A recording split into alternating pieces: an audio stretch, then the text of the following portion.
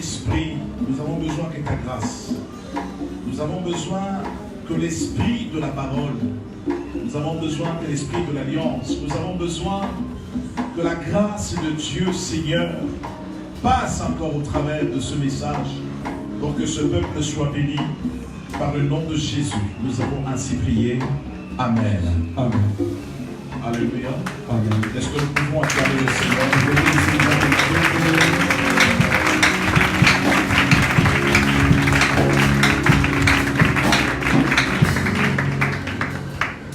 Nous bénissons le Seigneur pour la grâce qu'il nous accorde encore une fois ce soir. Et nous pensons que ce soir, c'est un rendez-vous de Dieu pour toi aussi.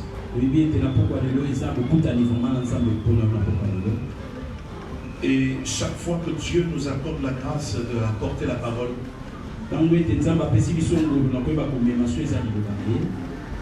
nous bénissons encore une fois l'homme de Dieu et nous bénissons toute la grande église Gilgal.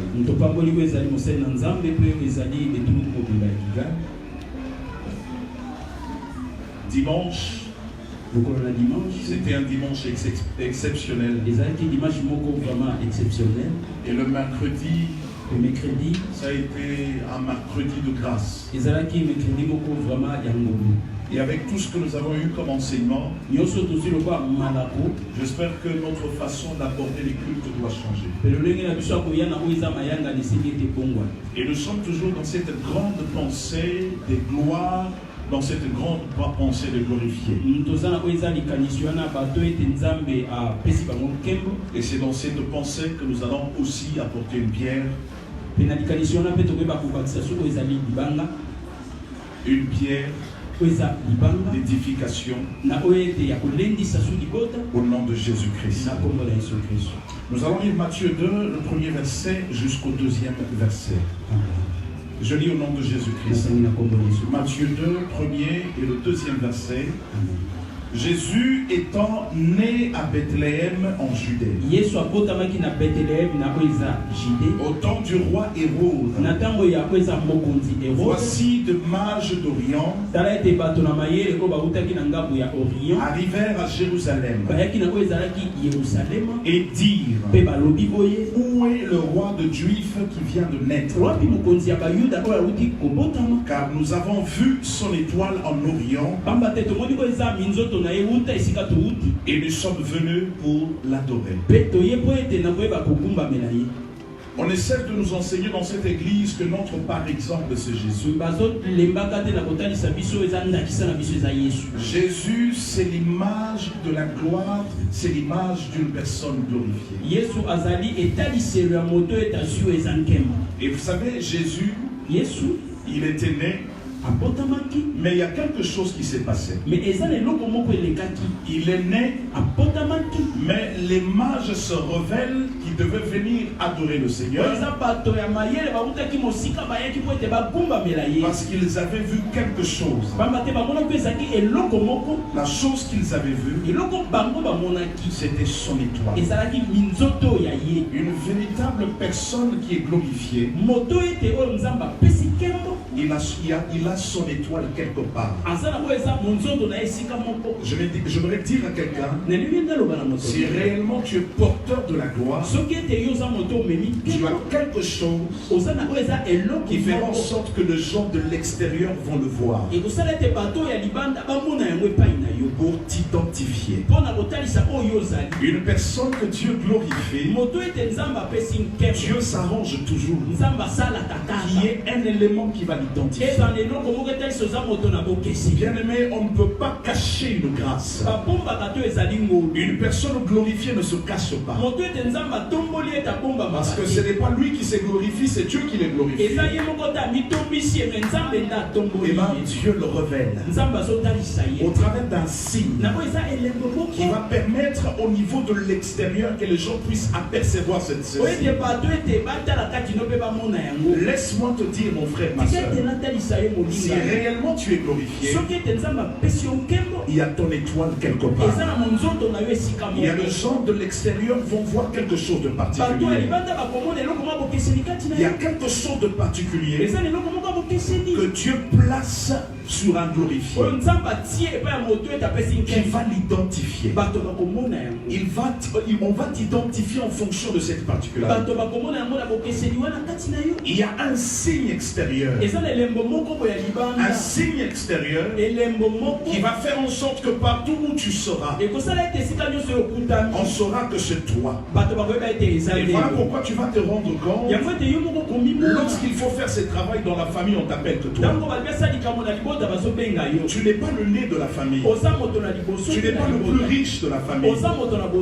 Mais il y a quelque chose d'autre qui fait en sorte que les gens voient quelque chose. Peut-être toi tu l'ignores, mais eux le voient. Peut-être toi tu ne le vois pas, mais eux le ressentent. Parce que Jésus était bébé. Le bébé est inconscient. Même dans ton inconscience, tout le monde voit ce que tu fais. Une personne glorifiée, le Seigneur place toujours un signe qui va permettre en sorte que les gens l'identifient facilement. Vous pouvez être 25 là, mais on va t'identifier comme si on savait que tu devais faire ce que tu dois faire. Tu vas te rendre compte qu'on te sollicite comme si tu es exceptionnel. Et d'ailleurs tu le dis, je ne sais pas pourquoi les gens me voient. Qu'est-ce que les gens, tout le monde quand me voit me dit non, donne-moi de l'argent, mais pourtant je n'ai rien. Mais laisse-moi te dire que tu es glorifié. Lorsque tu es glorifié, il y a un signe que tu places. Et ce signe-là, les gens le verront. Même si tu es inconscient, les gens le verront. Ils le verront dans ta famille. Voilà pourquoi tu vas te rendre compte.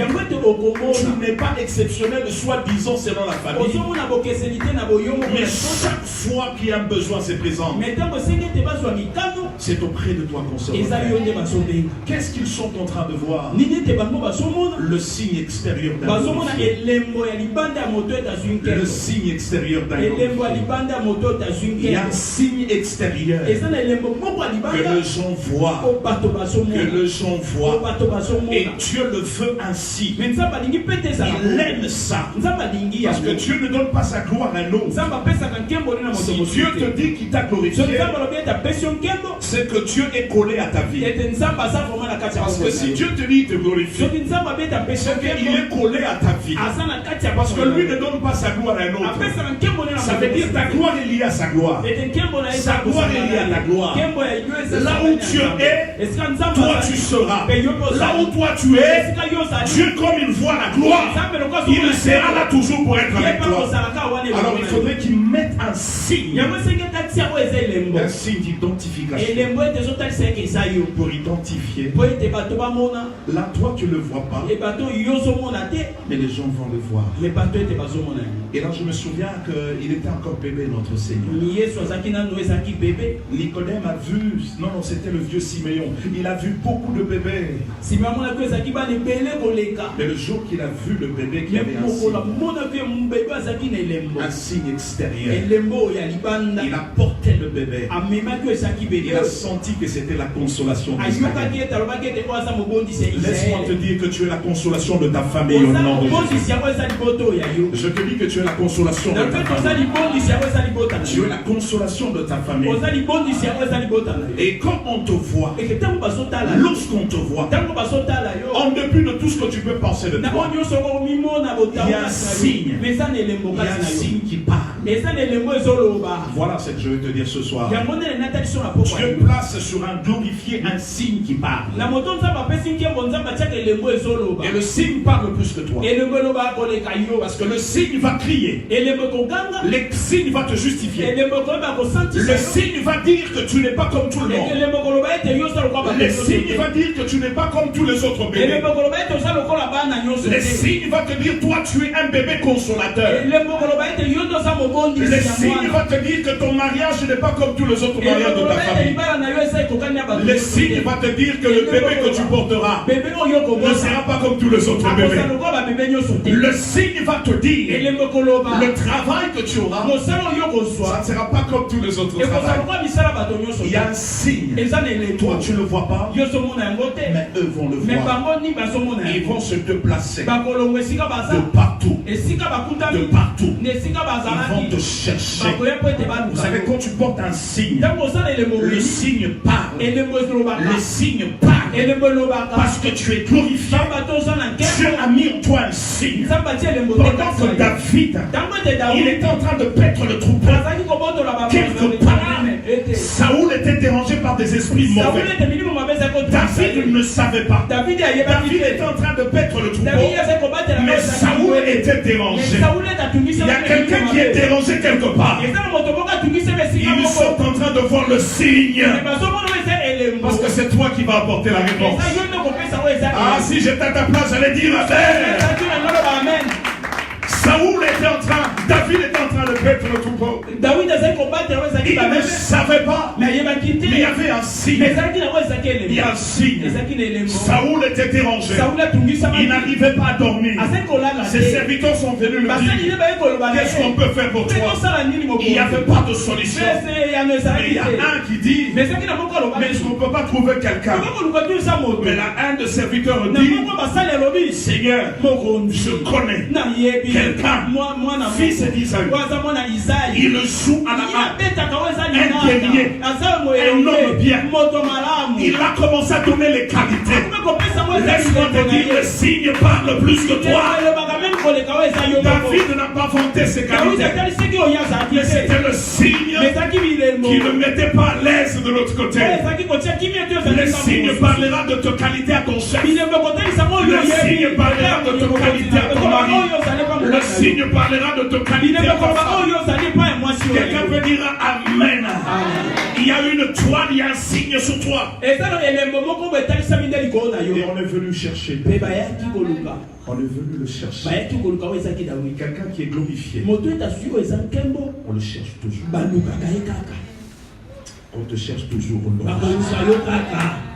Non, j'ai dit qu'on te cherche toujours. Ah, que Dieu te bénisse. Même ce soir qu'on te cherche. Ah, reçois cela. Qu'on te cherche. Qui est même un appel que tu ne sais pas d'où ça vient. Parce qu'on a besoin de toi. Parce que le signe parle. Le signe parle. Le bébé était inconscient, mais le signe parlait. Qui avait dit qu'il était le roi? Mais le signe a parlé. Ils ont dit, un roi vient de naître. Laisse que le signe donne la définition de David. Quelqu'un peut dire Amen. Amen. Nous sommes dans le temps de glorifier. C'est le temps où il faut donner une autre définition à tes larmes. Je refuse que ce soit les larmes de pleurs, les larmes de douleur, que ce soit les larmes de joie au nom de Jésus. Ah, je suis en train de dire que tu es glorifié au nom de Jésus. Alors tu places sur toi un signe. Il y a un signe qui parle. Et le signe parle. Et ce signe-là va te chercher. Va indiquer quelqu'un qui viendra te chercher. Et c'est comme ça qu'on est venu chercher le Seigneur. On est venu chercher David. On est venu chercher David. Parce que David devait apporter la solution. Moi j'avais cru que David devait faire quelque chose. Vous savez, quand on vient te chercher, c'est un message fort. C'est comme si tu es à la maison, on te dit que la présidence te cherche. Tel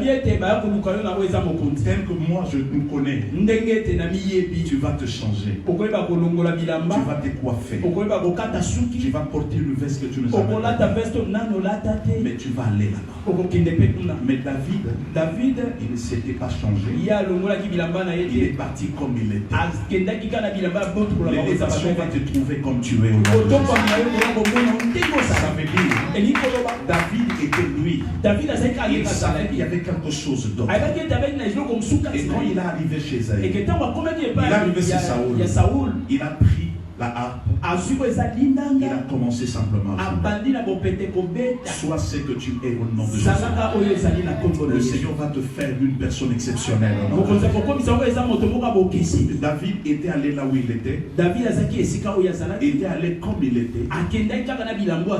Mais je suis convaincu qu'il n'était pas sorti comme il était entré. Quelqu'un peut dire Amen. Il était parti comme il était. Mais avec ce qui s'est passé, il n'était plus ressorti comme il était. C'est qu'il y avait quelque chose d'autre. Il avait changé quelque chose d'autre dans son esprit. Et laisse-moi te dire, laisse que le signe parle dans ta vie. Tu vas vivre en fonction de cette foi. Quelqu'un peut dire Amen. Et pendant que j'étais en train de méditer, j'ai encore relu le passage, le texte que l'homme de Dieu nous avait nourri énormément au séminaire. Toujours par rapport au contexte de signes. Ici, je parle de signes extérieurs. Mais laisse-moi te dire, il y a des signes extérieurs et aussi des signes intérieurs. Dieu place un signe extérieur pour le genre qui doivent te voir. Mais Dieu place aussi un signe intérieur. Le signe intérieur, c'est pour toi. Écoutez, je veux lire un texte. Je donne l'exemple de Moïse. Je suis dans Exode 48. Écoutez ce que la Bible dit. Dieu est apparu à Moïse. Il a dit que je vais t'envoyer, vous connaissez l'histoire. Exode 4 dit ceci. Moïse répondit et dit, voici, ils ne me croiront point. Ils n'écouteront point ma voix. Mais ils diront, l'Éternel n'était point apparu. Écoutez, Moïse, on devait envoyer Moïse aller de... Bien aimé, à l'époque, l'Égypte, c'était comme les États-Unis d'Amérique. Donc c'est comme si quelqu'un qui vient du Madagascar, on lui dit d'aller libérer des prisonniers aux États-Unis. Et la personne, c'est tout à fait normal. Humainement, Moïse savait que c'était compliqué. Il a dit, ils ne vont pas me croire. L'Éternel lui dit, j'avais cru quand il m'a dit, Seigneur, ils ne vont pas me croire. Non, non, Moïse, et la foi. Non, non, il savait. Il faut lui dire, non, non, Moïse, et la foi. Il a dit non, ils ne vont pas me croire. Le Seigneur lui dit, le Seigneur l'a compris. Dieu sait que de fois dans la vie, il faut que le signe parle. Qu'il gagne le signe de ta vie. Deux fois dans la vie, il y a des moments de circonstances dans la vie. Ce n'est même pas des déclarations. C'est des signes qui enseignent. Et Dieu n'a pas condamné Moïse. Il a dit non, comment tu peux dire ça? Non, il lui dit simplement, quand il a dit ils ne vont pas me croire. Alors Dieu dit bon, d'accord, c'est ça. L'Éternel lui dit, qu'y a-t-il entre ta main? Il répondit, une verge. L'Éternel lui dit, jette-la par terre. Il a mis par terre, il devint un serpent. Moïse fuyait devant. Et l'Éternel dit à Moïse, étends ta main et saisis-le par la queue. Il étendit la main et le saisit. Le serpent redevint la verge dans sa main. L'homme de Dieu, notre papa, nous avait nourris extrêmement bien. Et je ne veux pas entrer dans le fond parce qu'il y a tout ce qu'on pouvait être tiré comme enseignement, on a été nourri dans le séminaire. Mais j'ai retenu ce texte pour présenter le deux signes que Dieu avait présenté. La verge que Moïse tenait, c'était la verge visible que les hommes pouvaient voir. Il savait qu'il fallait qu'il fasse un signe pour que les hommes aussi voient que sa vie est extraordinaire. Et ce verge-là était devenu, c'était le bâton qui devenait le serpent. Et quand il tient par la queue, le serpent est devenu le verge. Écoutez, tu peux vendre le poisson dans le même bloc de poissons. Tu peux acheter dans la même chambre froide. Mais les poissons que tu étales sur ta table peuvent aussi être une verge. Tu vends avec maman Chiomo. Tu as placé le poisson de 10 000 francs. Elle aussi, elle place le poisson de 10 000 francs. Elle regarde, elle voit le poisson. Mais maintenant, quand les gens achètent, elle vend ses poissons, mais elle regarde l'argent en main, elle a 10 000 francs. Mais maintenant, toi, quand tu comptes l'argent, tu as 25 000 francs. C'est ça le mystère de la verge. C'est-à-dire, automatiquement, tout ce que tu tiens à main, ça peut avoir double identité. Ça peut prendre la forme d'un serpent. Ton petit commerce peut prendre la forme d'une entreprise. Quelqu'un peut dire Amen. Alors là, c'est un signe pour la maman Chio. Maman Chio, quand il va commencer à voir, il va commencer à se demander qu'est-ce qui se fait qu'on achète la même quantité, mais on n'a pas le même résultat. Tu vas répondre maman Chio. Je suis glorifié. Ça, c'est le signe de la verge. C'est le signe extérieur. Et c'est comme ça qu'un glorifié doit désirer aussi des signes comme ça. Tu fais le commerce comme tout le monde, mais tu n'as pas le résultat de tout le monde. Tu prends des contacts comme tout le monde, mais tu n'as pas les effets de tout le monde. Tu as le salaire comme tout le monde, mais tu ne couvres pas le mois comme tout le monde. Il y a un mystère de la verge comme signe extérieur. C'est le signe de glorifié. Quelqu'un peut dire Amen. Ça, c'était le signe extérieur. Et Moïse qui a fait ça, et puis après cela, dit à l'Éternel, qu'est-ce que tu feras afin qu'ils croient que l'Éternel de leur père t'est apparu, le Dieu d'Abraham, tout. Dans le verset 6, l'Éternel lui dit encore. Ça maintenant c'était un deuxième signe. C'était le signe intérieur. Le signe intérieur, il a dit, c'est toi-même. Prends ta main. Tu mets en toi-même. Quand tu mets en toi-même, c'est-à-dire tu te caches en toi-même. Regarde ce qu'il y a. Il a regardé. C'est devenu blanc comme la neige. Il remet encore en toi. C'est-à-dire c'était un signe intérieur. Il y a non seulement le signe extérieur, le signe intérieur. Voilà pourquoi c'est important de grandir dans la dimension spirituelle.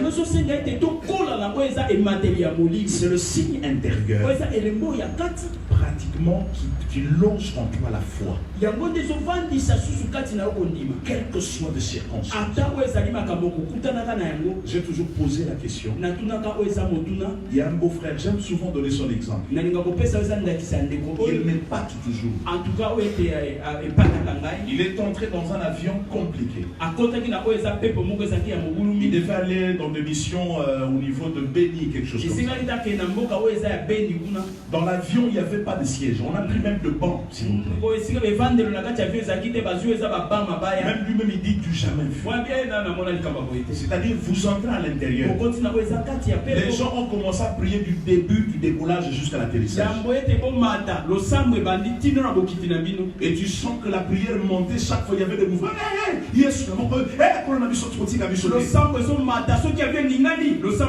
Et lui, il était calme. Et puis il disait comme ça, rien ne va se passer parce que je suis là. Là, c'est le signe intérieur d'un glorifié. Quelqu'un qui est glorifié, il sait qu'à un moment dans la vie, il va se retrouver seul. Seul face à la maladie. Il n'a même pas besoin de signes extérieurs. Parce que il y a un moment, les gens vont s'arrêter.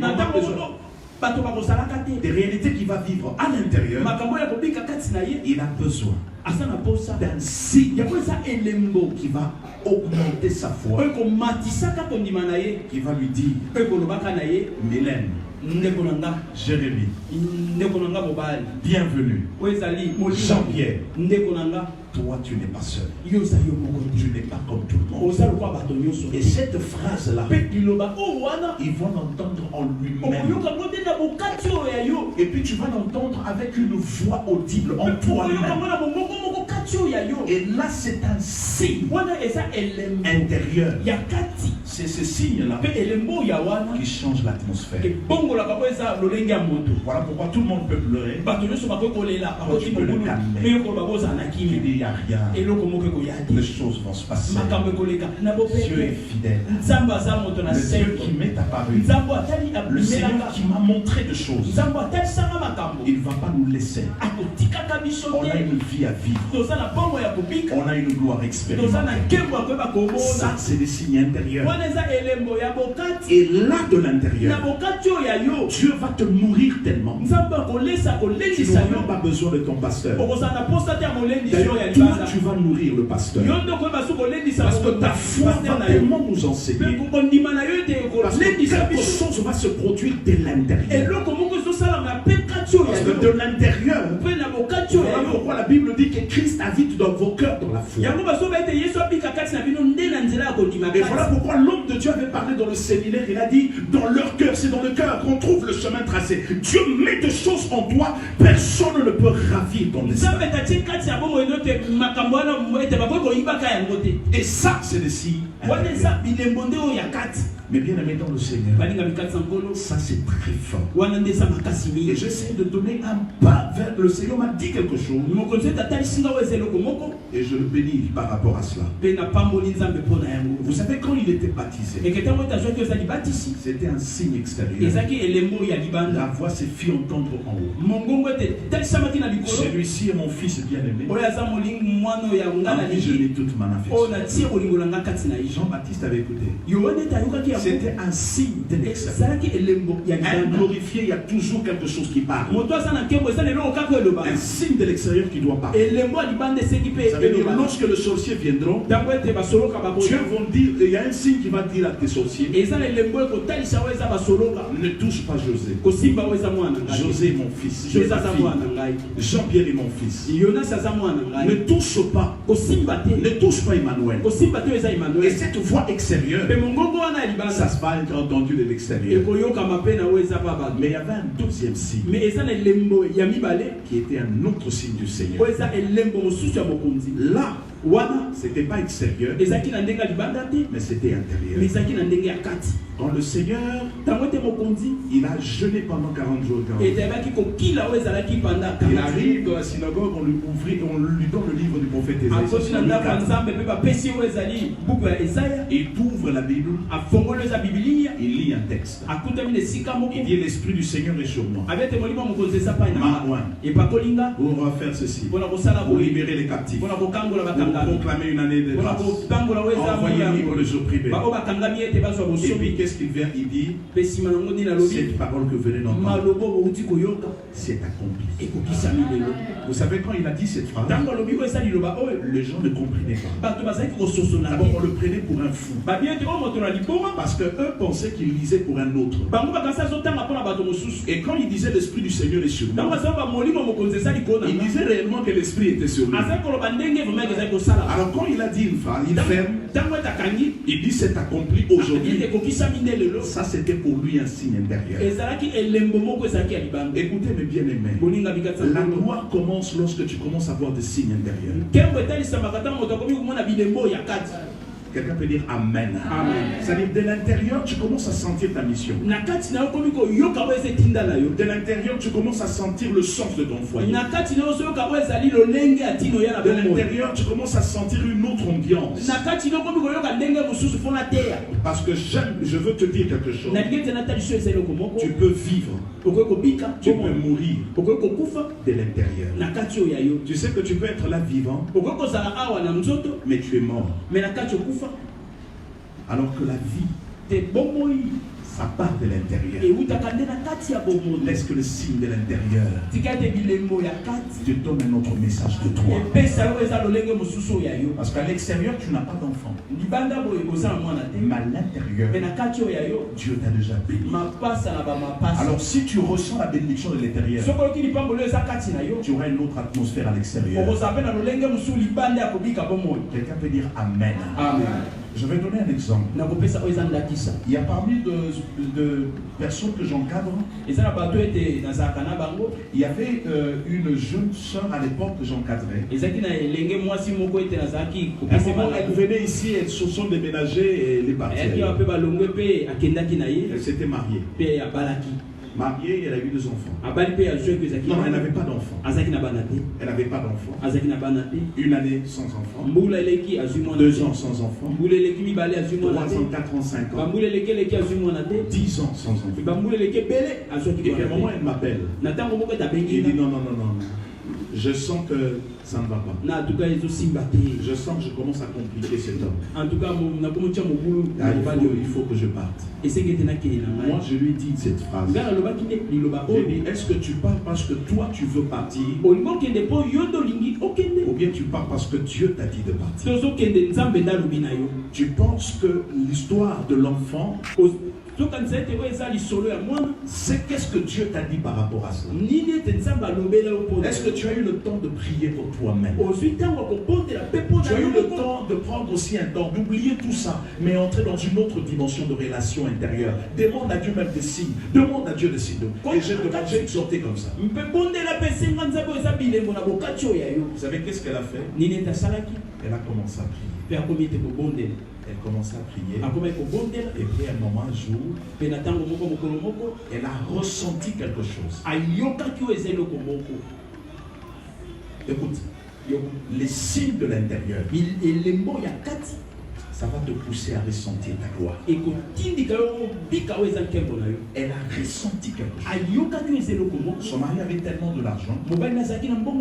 Ils avaient déjà aménagé une chambre pour les bébés. Ils ont tout acheté dans cette chambre. Tout venait de l'extérieur. Tout venait de l'extérieur. Et un jour, sa bonne qui vient lui dire, son domestique, il dit maman, madame Gauthier, n'a pas sur Combo.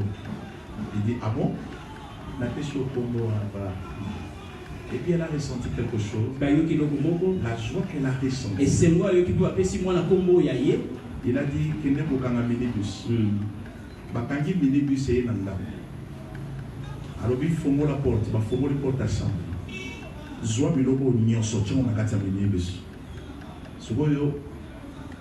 Le monsieur a comprendre que ah maman ils ont que débat qui vous. Zoa nyon sur la porte sur la minibus alors il y a yo. Le monsieur avait été madame était tika oh était alors il zoa y a beaucoup de et quand il donne dans la pessi. Le monsieur, Azoko Aboulimate, m'a dit c'est qu'il est là. Son mari qui vient après pour lui demander qu'est-ce que tu as fait. Il a dit non, j'ai ressenti qu'il fallait le faire. Bien aimé, ça n'a pas fait un mois. Dieu, c'est le Dieu de ressenti. Ça n'a pas fait un mois. Elle a eu une conception. Aujourd'hui, elle a des enfants. J'ai compris l'ambiance de l'intérieur. C'est ce qui peut changer ton atmosphère. Vous savez pourquoi tu conserves ce que tu fais? Parce que de l'intérieur, il n'y a pas encore cette ambiance. Il n'y a pas encore ce signe-là de Dieu. Plus tu as le signe du miracle de l'intérieur. Bien aimé dans le Seigneur, tu aura une autre atmosphère à l'extérieur. Et lorsque tu as de signes divins de l'intérieur, c'est que Dieu te dit de l'intérieur, c'est que tu ressens en toi, c'est qui peut traverser ton esprit de l'intérieur comme un signe de l'intérieur.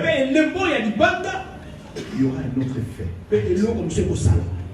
Alors, mes bien-aimés dans le Seigneur, c'est très fort ce que je suis en train de dire. C'est tellement fort. Et je te dis quelque chose.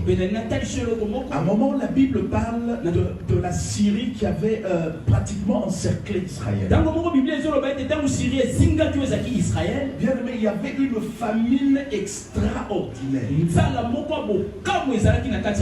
C'était même au point où on pouvait bouffer des enfants. Donc c'était sérieux. Et donc ils étaient entourés et encerclés, bien aimés, encerclés par la Syrie. Il n'y avait pas d'issue. Mais l'homme de Dieu, il a dit une phrase. Il a dit demain, tout cela va bien moins cher. Qu'est-ce qui lui fait dire ça? Élisée avait ressenti le signe de l'intérieur. Bien aimé dans le Seigneur, on peut encercler ta vie, mais on n'encerclera jamais ton intérieur.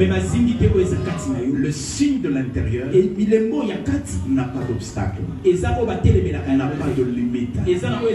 Personne ne peut t'empêcher de rêver grand. Personne ne peut. Bien aimé, c'est de l'intérieur que tu peux rêver être président de la République sans que tu sois inquiété. Et puis maintenant, ferme les yeux seulement. Tu peux dire, tu entres avec des gardes du corps, on te fait rien. De l'intérieur. Le signe de Dieu. Élisée a dit, ça va se faire. Il y avait quelqu'un qui l'a regardé. Un officier, il a dit, il dit, même si Dieu ouvrait le ciel, ça va jamais se passer. C'est ça l'incrédulité qu'on refuse à l'église. On refuse toute forme d'incrédulité. Qui ne croit pas ce que Dieu est capable de faire. Bien aimé, Dieu est capable de tout. Non, tu ne m'as pas saisi, Dieu est capable de tout. Non, Dieu est capable de tout. Il peut changer ta situation à 1. Il t'amène à 10 000. Dieu peut faire en sorte que cette nuit même tu vis ta conception. Quelqu'un peut dire Amen. Dieu est capable de tout. Nous sommes à Gilgal. Il y a une autre atmosphère.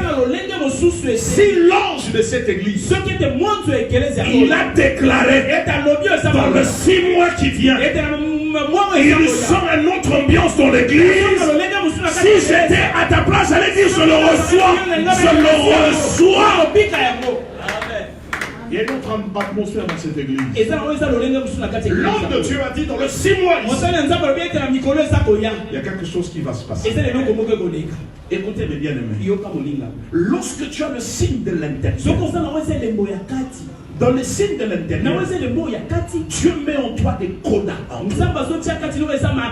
et de certitude. Tu as l'impression que tu es aveugle à tout ce qui se passe autour de toi. Bien-aimé, crois à quelque chose d'autre dans ta vie cette année au nom de Jésus. Je suis en train de dire à quelqu'un, nous sommes au mois d'août. Il nous reste quelques mois. Mais Dieu est capable de restaurer le mois perdu depuis janvier, février, avril, mai, juin, juillet. J'ai dit à quelqu'un, tu peux vivre une histoire nouvelle. J'ai dit à quelqu'un, le Dieu que tu pries est capable. Le Dieu que tu pries est capable. Bien, tu n'as rien perdu. L'année n'est pas finie. Ton histoire n'est pas finie. Même au mois de juillet, même au mois d'août, Dieu est capable de restaurer tout ce que les sauterelles ont volé. Tout ce que les sauterelles ont volé. Tout ce que les sauterelles ont volé au mois de janvier, au mois de février, au mois de mars, au mois d'avril, au mois de mai, au mois de juin. Rien n'est impossible à Dieu. Tout est possible à celui qui croit. Bien-aimé, je suis en train de dire à quelqu'un, rien n'est perdu.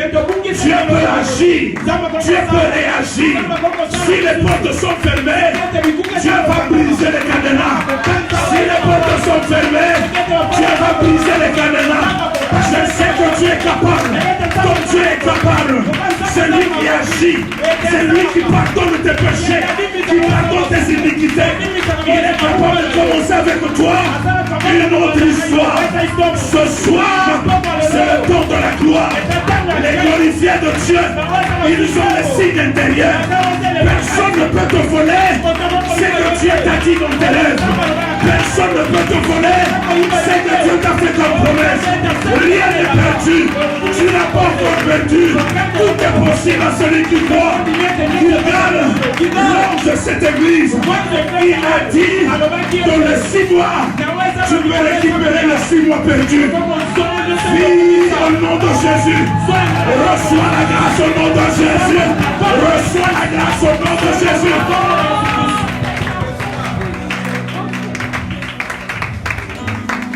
Oh, she came out of sin. Hallelujah. Hallelujah. Hallelujah. Hallelujah. Seigneur, tu es capable, Seigneur. Seigneur, tu es capable, notre Dieu. Le temps est venu. Seigneur, nous ne voulons plus pleurer. Nous voulons vivre les gloires, la gloire de Dieu. Nous voulons expérimenter la gloire des glorifiés. De la même manière que le Seigneur avait dit, la gloire, Seigneur, l'heure est venue. Glorifie-moi. Glorifie cette église auprès de la gloire que tu l'avais avant même que l'église commence. L'heure est venue que le malade guérisse. L'heure est venue que le chemin travaille. L'heure est venue que l'argent entre dans les poches. L'heure est venue que la vie change, que la situation change. L'heure est venue que spirituellement le ministère commence. L'heure est venue, Seigneur, marque les signes dans nos cœurs, marque les signes dans nos esprits. Oh oui, Seigneur. Oh oui, Seigneur. Marque le ton signe, Seigneur. Je veux ressentir les événements, Seigneur. Je veux ressentir mon destin. Je veux ressentir mon destin, Seigneur. Oh, que personne ne me vole cela. J'aimerais que dans mon esprit que je ressente mon parcours. Que je ressente ma vie future. Je veux ressentir les faveurs de Dieu. Je veux ressentir les faveurs de Dieu de mes enfants. Seigneur, tu m'as glorifié. Tu m'as glorifié. Tu m'as glorifié. Élisée a ressenti. Il a ressenti malgré la crise. Mais glorifié ne vit pas la crise. Malgré les problèmes, est glorifié porteur de solutions. Malgré les questions, est glorifié porteur de réponses. Élisée a dit, ça va se faire. Ça va se faire.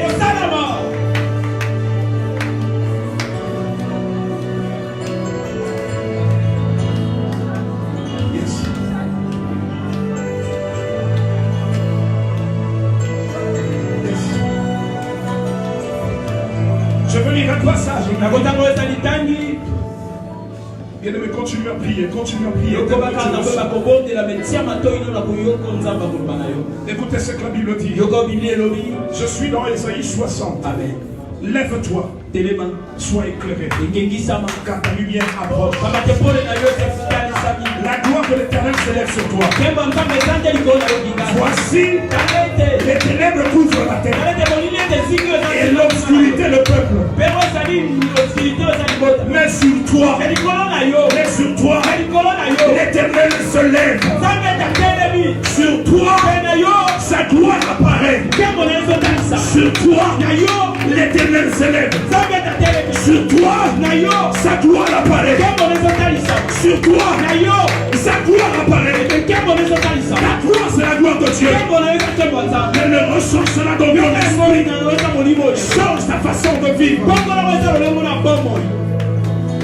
Bénis le Seigneur. Élève ta voix, bénis le Seigneur.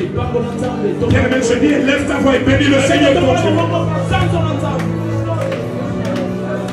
Oh Seigneur notre Dieu. Seigneur notre Dieu, nous avons tellement besoin. Ce n'est pas pour rien que tu nous as inspirés. Seigneur, merci pour ce message de gloire. Il est temps maintenant que nous entrons en possession de choses qui appartiennent à notre Père. J'ai besoin des signes de Dieu. J'ai besoin des signes surnaturels. J'ai besoin des signes qui parlent. Les signes qui vont parler à mon esprit. Les signes qui vont parler à mon âme. J'ai besoin de ces signes surnaturels. Quelles que soient les situations, quels que soient les problèmes, quels que soient les tirs de sang, quelles que soient les conjonctures, quelles que soient les réalités qui traverseraient le pays. Mais moi j'ai une gloire. Sur moi il y a une gloire.